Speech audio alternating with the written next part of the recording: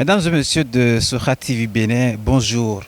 Autour de l'invité numéro 28 reçoit pour vous aujourd'hui Juste Ayoro, secrétaire général de Mouel Bénin, un parti proche du pouvoir en place. Ensemble, nous allons décortiquer l'actualité politique et nationale. Monsieur Juste Ayoro, bonjour. Bonjour, monsieur le journaliste. Comme je disais, vous êtes le secrétaire général de Mouel Bénin, un parti proche du pouvoir en place, un parti qui a connu il y a quelques moments une tempête. Comment va-t-il aujourd'hui? Je voudrais saluer le promoteur de Sora Web TV. Je voudrais saluer les téléspectateurs. Le parti Mouel Bénin a connu des soubresauts. Le parti Mouel Bénin a connu des secousses. Mais nous considérons tout cela comme des expériences à capitaliser afin de nous forger une armure politique qui puisse résister à l'assaut de nos concurrents. Je remarque et nous remarquons au niveau de Mouel Bénin que ces démissions auxquelles nous avons assisté ont été souvent l'œuvre de quelques plaisantins, des gens même qui n'ont pas fait toutes les démarches requises pour être adhérents du parti. Ce qui nous amène à dire que ce à quoi nous avons assisté à Mouel Bénin ressemble simplement à un épiphénomène. Alors, quels sont aujourd'hui les signaux qui démontrent la bonne santé de Mouel après ces secousses-là? Pendant les secousses, d'ailleurs, notre flotte n'a pas cessé d'avancer. Les secousses n'ont pas mis un coup d'arrêt aux activités. La preuve, c'est que nous avons continué de respecter notre calendrier au niveau du parti Mouel Bénin. Nous avons eu le Conseil national et nous avons eu le privilège d'avoir une couverture médiatique de Sora TV. Et nous avons eu des conférences à Boycon où nous avons pu réfléchir sur notre souveraineté en tant que Béninois après le 1er août. Donc notre façon de célébrer l'indépendance, c'est d'étudier les ressorts qui vont nous permettre d'avoir une souveraineté intégrale, d'avoir une indépendance qui nous sorte de l'ornière véritable du colonialisme. Alors, il y a des activités qui se poursuivent, il y a toute la dynamique qui est mise en place afin de restructurer les coordinations à la base qui se poursuit et nous sommes aujourd'hui fiers de savoir que les turbulences n'ont pas arrêté notre avion Mouel en plein vol. D'accord. À Mouel Bénin, votre parti, il y a une phrase fétiche 2023, c'est maintenant. Monsieur le SG, comment on peut mieux comprendre ce slogan? Nous soutenons le président Patrice Talon et lorsque nous regardons son management, lorsque nous regardons son leadership, nous nous rendons compte que ce leadership respire la planification. Nous nous rendons compte que ce leadership évite l'improvisation.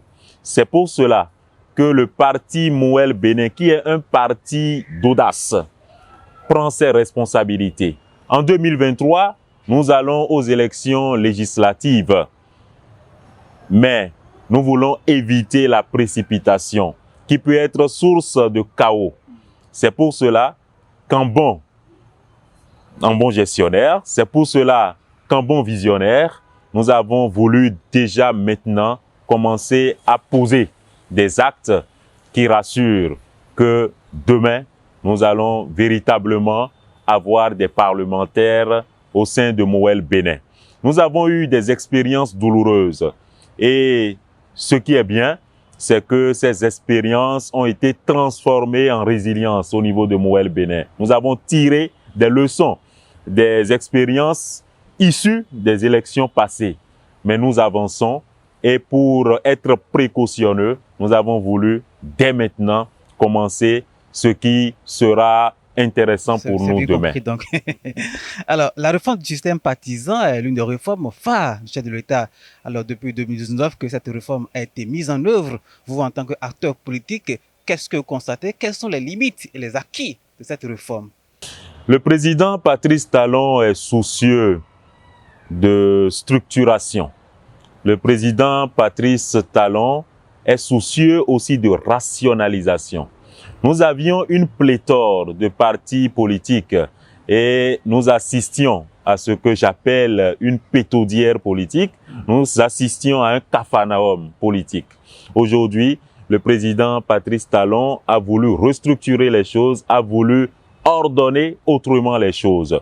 C'est pour ça que nous sommes partis de près de 278 partis politiques qui ne reflétaient que des clubs électoraux, qui étaient plutôt animés de népotisme, de clientélisme et de favoritisme.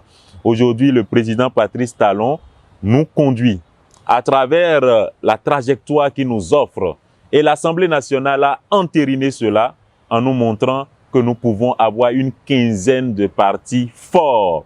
Et ce qui est intéressant dans cette réforme, c'est que ces partis ont une envergure nationale. Avant, nous participions à des cloisonnements. Nous participions à une certaine emprise de quelques individus sur le fonctionnement des partis. Or, un parti politique doit avoir une aspiration nationale et c'est ce à quoi nous assistons depuis 2018, lorsqu'on a eu la réforme du système partisan. Et cela rejoint très bien la loi 2018-23 du 17 septembre 2018, où il est mentionné que les partis politiques sont des groupes de citoyens. Au niveau de l'article 2, sont des groupes de citoyens qui ont des intérêts communs, qui ont des opinions et des idées. Ce qui veut dire qu'aujourd'hui, nos partis politiques sont portés par une idéologie. Parce qu'on ne peut rien faire sans idée, on ne peut rien faire sans pensée, on ne peut rien faire sans être unis autour d'un idéal commun.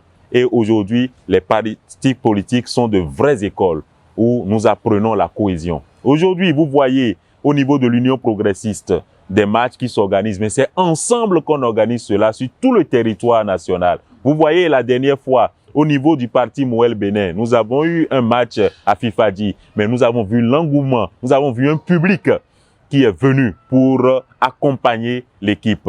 Donc, la collégialité va faire école au niveau de ces partis politiques. Nous allons éviter d'avancer en vase clos. Nous remarquons que les Béninois étaient portés par l'individualisme. Mais aujourd'hui, où la culture du collectif, sous la houlette du président Patrice Talon, la culture du collectif, la culture de l'intérêt général commence à véritablement naître, nous voyons que les Béninois étaient réticents. Mais de plus en plus, de jour en jour, nous remarquons qu'ils perçoivent la pertinence des réformes accomplies. Il y a encore des couacs. Nous voyons encore qu'il y a des pérégrinations d'un parti à un autre. Nous voyons encore qu'il y a des péripatéticiens, un peu des prostituées politiques, qui partent d'un parti pour un autre. Mais cela fait également partie du processus qui va nous amener à être consolidés sur le plan idéologique. Mais de plus en plus, nous voyons plus de la probité dans la façon de gérer les choses. Nous voyons de l'intégrité au niveau des militants qui restent fidèles à leur ligne, qui restent fidèles à leur soubassement idéologique. Alors, depuis le renouveau démocratique, on a constaté que le chantier important pour les pouvoirs publics est la lutte contre la corruption.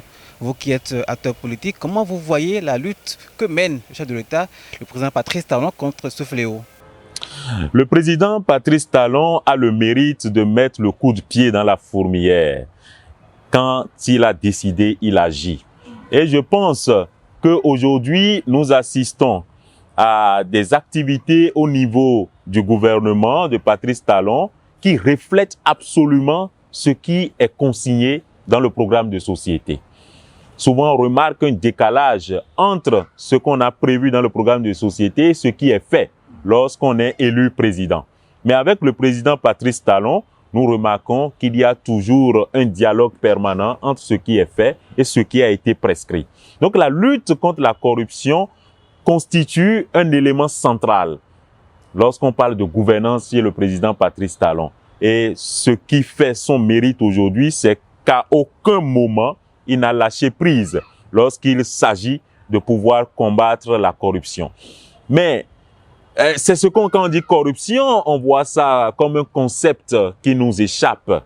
Mais il y a des faits, des constats réels qui nous amènent à savoir que des mécanismes sont mis en place afin de conduire notre gouvernance à être débarrassée de la corruption. Nous allons parler de ce que j'appelle la matérialisation de la dématérialisation. Donc nous voyons qu'aujourd'hui, au niveau de nos administrations, on peut tout faire en ligne. Et ce sont des actes qui nous permettent évidemment d'éviter des pots de vin, qui nous permettent d'accorder des faveurs indues. Et cela nous permet de dialoguer directement avec tout ce qui est électronique. Il peut y avoir la corruption numérique. Il peut y avoir la corruption numérique, mais ce dont on se réjouit, c'est que tout a été mis en place. Nous avons vu le travail qu'a fait le gouvernement en invitant la présidente de l'Estonie, un pays où la dématérialisation est de mise. Donc nous avons un partenariat qui nous permet de mettre en place les balises nécessaires pour éviter la cybercriminalité, pour assurer notre cybersécurité. Juste Ayoro, nous sommes presque à la fin de cette émission. Une dernière question pour vous. On constate depuis quelques jours qu'il y a une mutation politique. Ceux qui hier étaient opposants ont choisi d'accompagner le chef de l'État dans ces réformes. Comment vous comprenez cette mutation politique? En observant un peu l'échiquier politique, nous nous rendons compte qu'il n'y a pas d'alternative précieuse qui soit offerte par l'opposition. Nous remarquons que l'opposition est encore dans un cheminement que nous souhaitons achever. Et nous ne voyons pas que le souci du peuple soit véritablement déterminant dans la façon de revendiquer.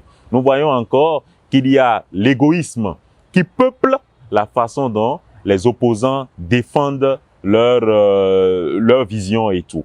Donc, cela nous amène à dire que ceux qui sont habités par un véritable souci de présenter une opposition de position, ces personnes sont déçues. Et aujourd'hui, nous voyons toute la transfiguration dans notre pays, toute la métamorphose au niveau de notre pays, et ils sont souvent peinés de voir qu'ils combattent le développement. On n'est pas opposant pour construire une démarche anti-développement. On est opposant pour proposer des alternatives fécondes afin que ça aille mieux. Mais apparemment, pour le moment, il n'y a pas de proposition valable devant ces transformations que nous remarquons au Bénin. Nous assistons plutôt à de la médisance, nous assistons à de la mauvaise foi, et cela ne plaît certainement pas à des gens qui sont soucieux de droiture et de rectitude morale. Et c'est pour ça qu'on assiste certainement à des désistements au niveau des opposants. Nous voulons véritablement qu'on ait une opposition forte. Nous remarquons qu'il y a des pseudo-opposants. Nous remarquons une opposition hors sol. Et sans cet enracinement, nous n'arrivons pas à pouvoir proposer ce qu'il y a de mieux pour ce pays qui est en train de véritablement changer. Je vais citer Jean-Paul Sartre en disant que s'opposer, c'est véritablement se poser. Et donc, en s'opposant, il faut s'assurer d'avoir un enracinement solide et de défendre des idées qui puissent valoir pour le peuple qu'on défend. Merci bien. Nous sommes donc à la fin de cette émission. Quel est votre message de fin pour conclure? Et je suis véritablement fasciné par ce qui se passe au Bénin. Il n'y a aucune œuvre parfaite, mais il y a des efforts louables pour que nous ayons un Bénin des Béninois, pour les Béninois, avec les Béninois.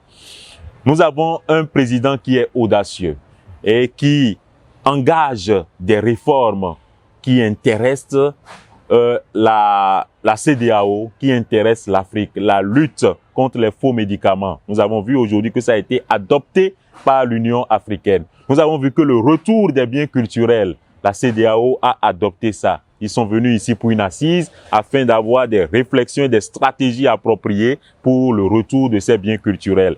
On ne va pas se limiter au retour des biens culturels. Le président Jacques Kayadji a boycotté au cours de nos conférences en parlant de notre indépendance. Il demande que nous rebaptisions nos rues afin que véritablement on puisse décoloniser le mental des Béninois. Parce que le plus grand travail à faire, c'est de reparamétrer notre mental, c'est de participer à notre désabrutissement mental afin que le développement puisse être enclenché efficacement. Nous sommes à la fin de ce numéro de Autour de l'invité, le numéro 28 d'ailleurs. Nous avions reçu pour vous Juste Ayoro, secrétaire général de Mouel Bénin. Nous vous remercions pour votre aimable fidélité et à très bientôt sur Soha Web TV.